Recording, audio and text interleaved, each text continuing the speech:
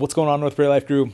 When I first started the whole North Prairie Life thing, I had this idea that I was going to host a kind of an interview show where I brought in people who are influential in my life, people who, maybe doing great things in the outdoor community around us in our community here, and also bring in other dads who are trying to do the same thing I am, which is raise their kids in the lifestyle that they are so fortunate to have adopted themselves. That's where this little show comes in. I'm always trying to do more and more things, and my sons have gotten me like big time invigorated to just take the channel to the next level. It's called a channel, right? It's a YouTube channel. It's not a YouTube show, and what that means is that you can have different shows going at the same time.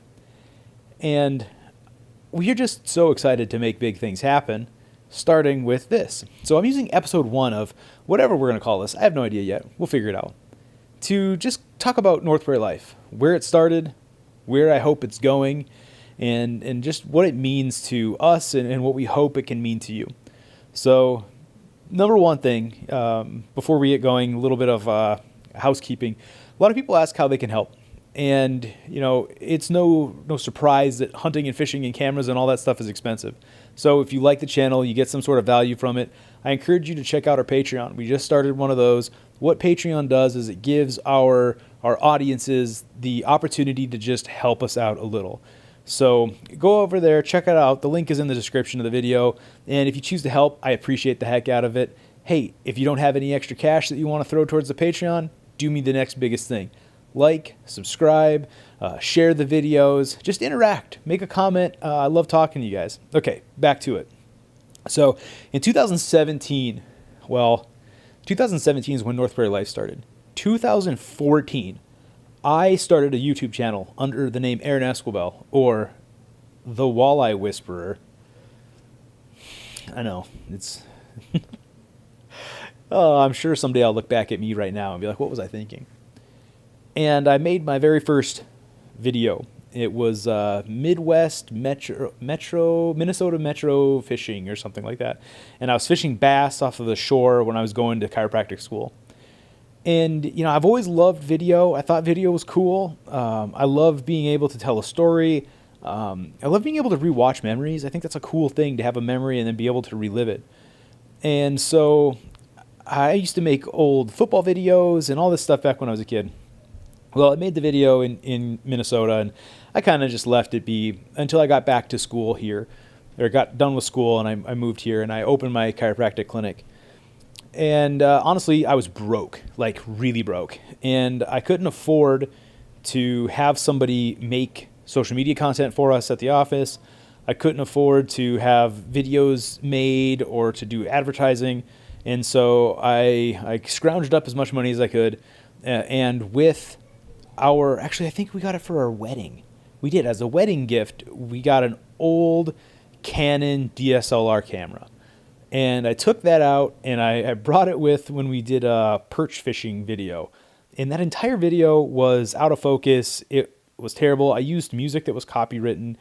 I just got all of the strikes on video number 1, but people kind of liked watching it, and I liked watching it, and I was embarrassed because I was I was kind of a goofball, and it was really awkward, but I enjoyed the process of it. And this was back before I had kids, and so I was just enjoying it.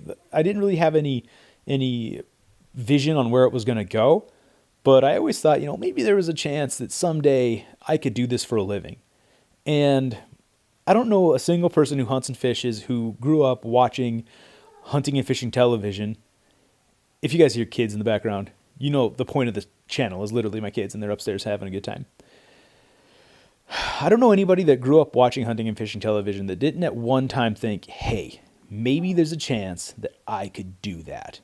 And, that's where I went to. So I spent the next couple of years just making random videos.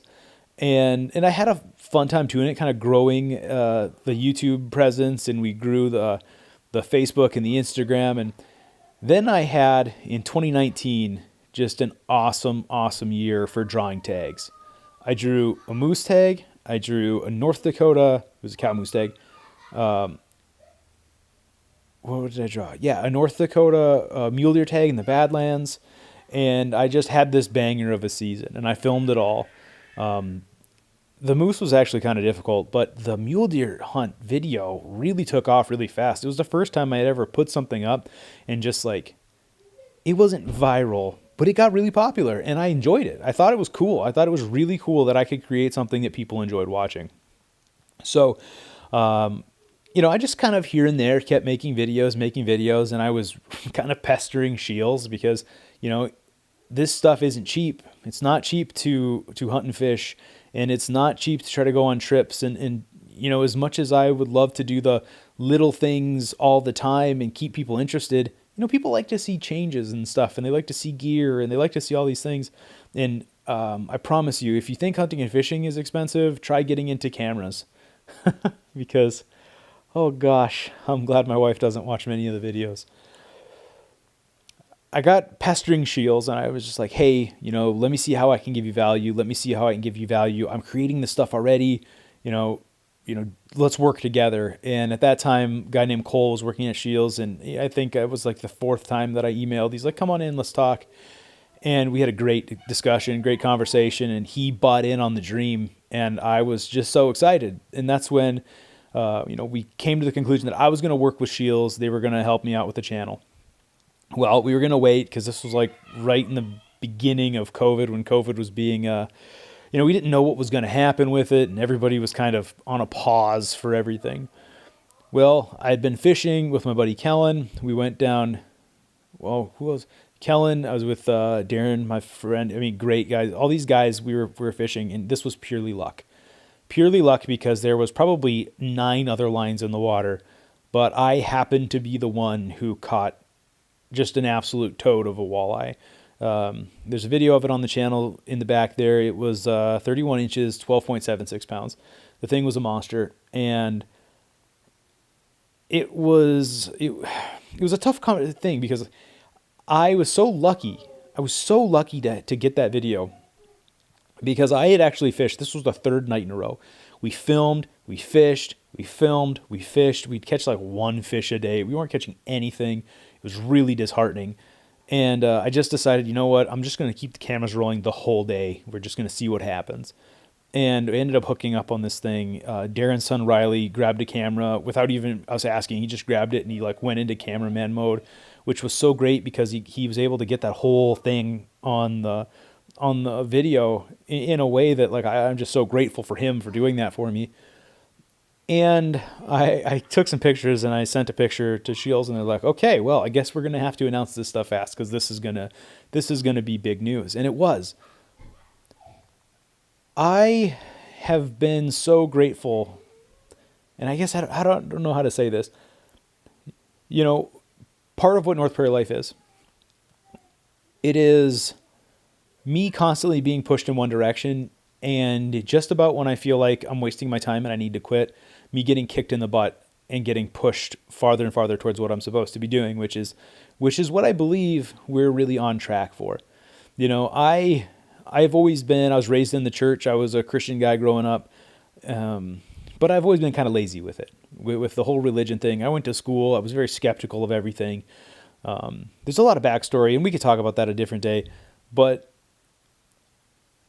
I look and I see the hand of God, of the creator of us, somebody pushing me in one way, because I cannot possibly be as lucky as I am. It just doesn't make any sense.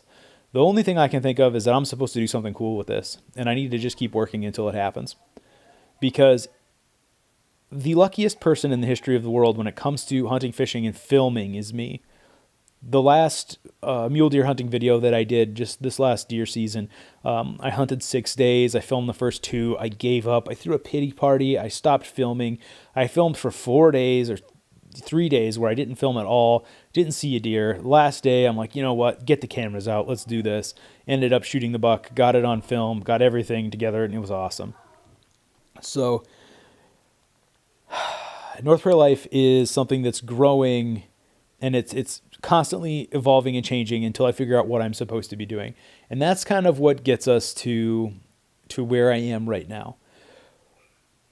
I got called out last year on Nodak Angler, one of the local fishing forums. And, when I got called out, they said that I was I was at attention. You can use the next word. And I was just seeking attention and trying to show everybody how cool I think I was. And, usually I don't give much thought to people's opinions of me and what they have to say because, well, I know what I am. And if they want to think otherwise, that's on them.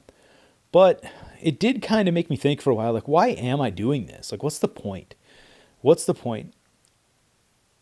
And I even got to a point recently, like maybe within the last 6 months, where, I'm a dad. My job is to provide for my family. It's one of the many things that dads are supposed to do. And between work and filming videos, I really didn't have a lot of time with my kids. And I was feeling a lot of guilt with that. And so I almost quit. I almost completely stopped. I was talking to my wife about it. Like, this is just something that is, it's costing my family a lot of money for me to try to make this dream come true. It's taking a lot of time away from my kids. I just don't think it's for me. And then, I realized that my sons want to do it with me. Well, they don't want me sitting on a couch with them at home. That's not what they need from me. They want to be there with me. They want to do this too. And so I started, including them in all of the things that we did. And the switch flipped and I knew what I was supposed to do. It's just right away. I knew what I was supposed to do. Because our relationship, my relationship with my kids, the quality experience that we're having, the memories that we're making, this is what I'm supposed to be doing. And this is what I'm supposed to be doing with the videos is trying to inspire other dads, other people to raise their kids in a way that's meaningful, that connects, and where I can show them and give them guidance is through the outdoors. Because that's what I do. Now we started the List series, where my sons and I are trying to catch every fishable species in the state of North Dakota. That's an adventure that we are on together. And they love it, and I love it. And every time we get a new fish, they're excited, and I'm excited. And I hope you can see from them and to see their excitement, and hope that you can do that with your own kids. Because you don't have to have the nicest of everything to do this stuff. Guys, I am a very average, normal dude who's got very average, normal means, and I'm just trying to make cool stuff happen. Hunting this last year, getting Easton his first turkey, having Axton, my middle son, be able to be there with him and get excited to do it himself, getting the boys their first bows, having my youngest son, who's only 2, get excited to see the turkey in the garage and go play with the deer. And this is everything I ever dreamed I could do as a dad. And I am so immensely grateful that I get to do it. And I want everybody else to be able to experience it. There's YouTube channels out there. There's thousands and thousands of them showing great hunters killing big deer, shooting giant turkeys, catching big fish. And they're awesome. It's cool. Good for them. They're killing it. And I found that when I was trying to do that, I was miserable because there was always some sort of pressure. Like, try to get a big deer. Make sure that you get it on film. Make sure that you do this, you do that. You catch fish, you do this. And it wasn't fun. And now, all of a sudden, it's like, hey, I got these kiddos, and I want to teach them everything. And I want to be part of it.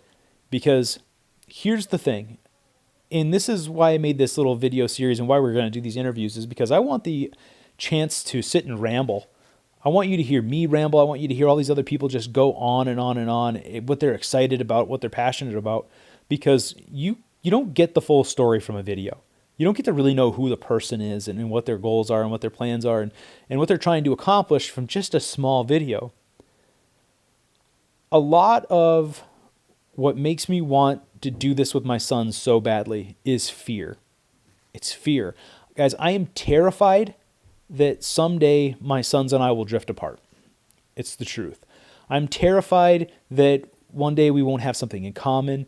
I'm terrified that one of my sons will go astray, that I won't be able to, I was scared that I was going to be so distant trying to make a life for them that they wouldn't feel the connection with me that they need to know they can come to me for things. I see people when I drive down the road who are on drugs. I see people in the paper, on the internet, who are getting in trouble, people who are dying. I see young men committing suicide. I see young men having kids and leaving their families, or going back, dads committing suicide. And all of a sudden, I took it a step forward where I'm not looking and saying, oh, I'm the young man with the kids. I'm looking at my sons when they're my age. And I know that it's my responsibility to raise them in a way that they have the tools to handle what life is going to give them. And also raise them in a way where they know that they always have me. I will always be there for them. And that's where the North Prairie Life thing for me, yes, those people were right. I do want to make money off of this. I do want to grow this into something that becomes a business. I want it to be something that's bigger than me, because the bigger I make this, the more excited I get my family into this, the more excited I get you guys into doing similar things with your family, the better chance I have of keeping my family close. I have things when I try to think of what in my life I wanted to take care of. The things that are important to me are my faith, my family, my fitness, which I need to work on, and then the finances. Well, yeah, I need to do better at that. But I guess when I brainstorm on this and what I can see, I look at different companies and different people who have done this stuff before me. And one of my biggest influences on how I've tried to do any of this is a show called Raised Hunting. And Raised Hunting, the holders, they're Karen and David and their sons Easton and Warren. They've been on TV. They have a book that I recommend. If you're a Christian person who's went through things, who loves the outdoors, check out Raised Hunting book. It's fantastic. I read it probably twice a year just to kind of reground myself on things. But what I see them doing now, as their sons are grown, they have been raised. They're still working in the brand with them. They're doing things together. The sons have left the nest, but they've stayed close. And that's, my sons and my wife are my best friends. And though I love all of you guys, I love them the most. And I will try everything from now until the rest of eternity to keep them around. Wow.